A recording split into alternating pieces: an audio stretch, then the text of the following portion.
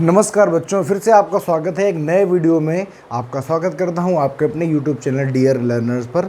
जैसे कि बच्चे आप सभी जानते हैं, मैं पिछले कुछ दिनों से CDP शॉर्ट्स के नाम से एक सीरीज चला रहा हूं और इस सीरीज के अंतर्गत मैं ये चाहता हूं कि आप अगर UP-TET या किसी भी भर्ती परीक्षा जो टीचर से संबंधित अगर उसका पेपर देते हैं तो आपको 100% प्रश्न मिलने चाहिए। और ये जो शॉर्ट्स है यहाँ से कम आपको 25 में से कुछ नहीं तो 10-12 क्वेश्चन तो आराम से मिलेंगे, क्योंकि MCQs का ज़माना है। MCQs ही हर जगह पूछे जाते हैं, इसलिए मैं चाह रहा हूँ कि आप लोग इनको बहुत ही ध्यान से पढ़ें और अपना पूरा फ़ायदा उठाएं। वीडियो शुरू होने के पहले सभी एक बार लाइक, शेयर और सब्सक्राइब करेंगे। एक बार शेयर ज़रूर कर दीजिए अपने सर्कल पे, ताकि सबको इसका फ़ायदा मिले और हम भी मोटिवेट हों, ताकि हम आपके लिए और भी ज़्यादा शॉर्ट्स बना पाएँ। तो आप यहाँ पर देख रहे होंगे, हम बिना समय गंवाए हम चालू करते हैं आज का अपना वीडियो। देखो लिखा हुआ है खिलौने की आयु किसे कहते हैं। देखो 2 प्रश्न लिखे हुए हैं, खिलौने की आयु किसे कहते हैं। पहली बात तो ये है खिलौने की आयु किसे कहते हैं। दूसरा लिखा है खेल की आयु किसे कहते हैं।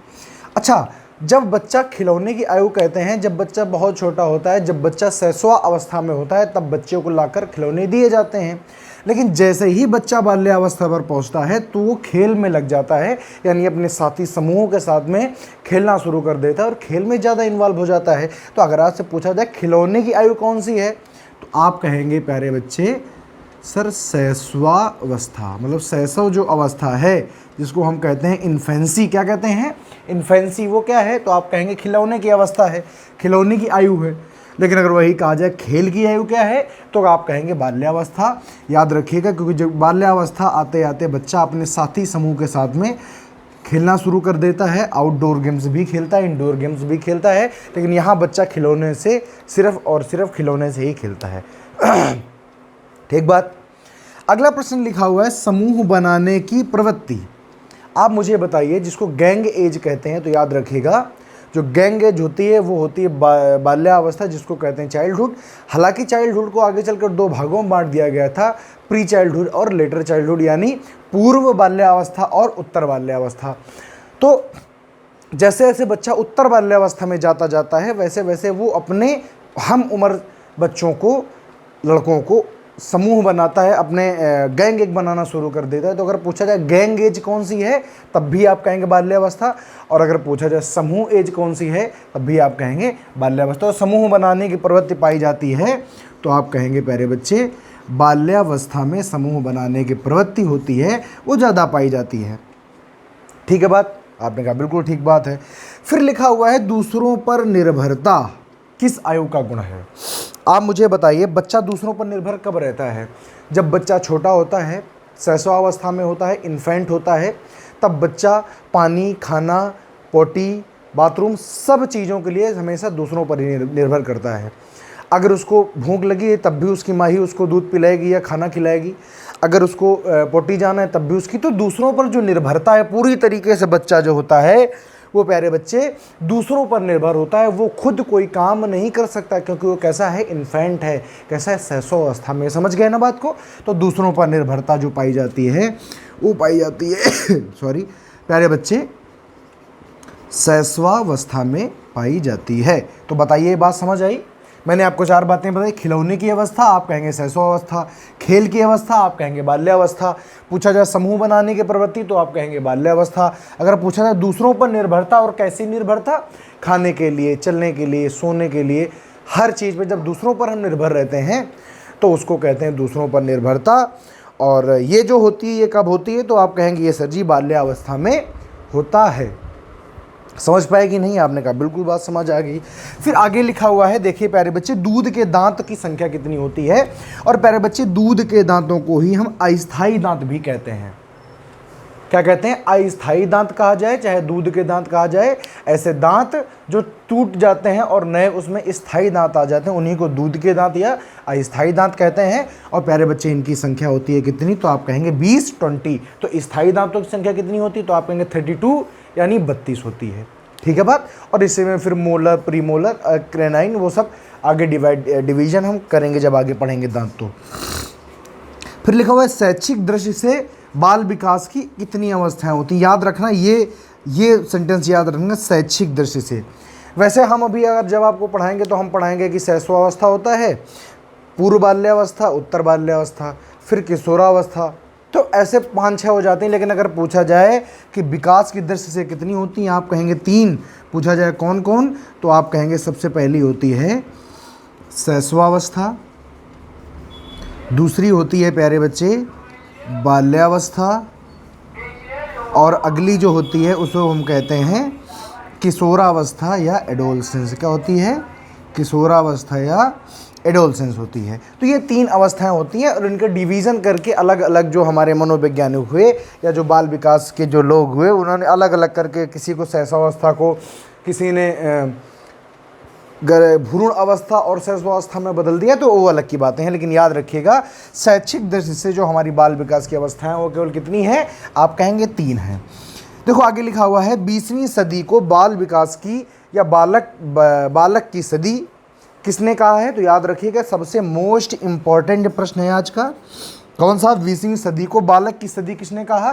तो याद रखिएगा एक हमारे क्रो एवं क्रो महोदय हैं, जिनको कौआ और कौआ भी आप कहते हैं, मजाक में कह रहा हूँ, जस्ट जोक। तो याद रखिएगा क्रो एवं क्रो जो महोदय हैं वो 20वीं सदी को बालक की सदी कहा है। उन्होंने 20वीं सदी को बालक की, ध्यान से याद रखिएगा, बहुत बार प्रश्न ये पूछा गया है कि 20वीं सदी को बालक की सदी किसने कहा है, तो बताया गया है कि वो क्रो एंड क्रो ने कहा है। क्रो एंड क्रो ऐसे व्यक्ति हैं जिनकी मनोविज्ञान में बहुत सारी परिभाषाएं हैं, और क्रो एंड क्रो ने जो परिभाषाएं दी हैं वो इतनी सरल और सुगम हैं कि आप आसानी से याद कर सकते हैं। और किसी भी टॉपिक को समझने के लिए क्रो एंड क्रो की परिभाषा याद रखना अति आवश्यक है। फिर आगे लिखा हुआ है काम प्रवृत्ति। काम प्रवृत्ति की न्यूनता कब होती है? देखो काम प्रवृत्ति सबसे पहले समझो ये क्या होती है। देखो काम प्रवृत्ति की न्यूनता तब होती है जब बच्चा खेल में लग जाता है। देखो जब बच्चा छोटा होता है तो उसमें काम प्रवृत्ति कैसे होती है? माँ के स्तन को पान करता है तो आप कह सकते हो उसमें काम प्रवृत्ति होती है, ठीक है। जैसे वो आगे चला जाता है एडोलसेंस में, किशोरावस्था में, तो अपोजिट जो जेंडर होता है उससे बड़ा अट्रैक्ट होता है, तो इसलिए काम प्रवृत्ति होती है। लेकिन जब बच्चा बाल्य अवस्था में होता है, बहुत ही ध्यान से शार्पली समझिएगा, प्रश्न बहुत ही काम के हैं।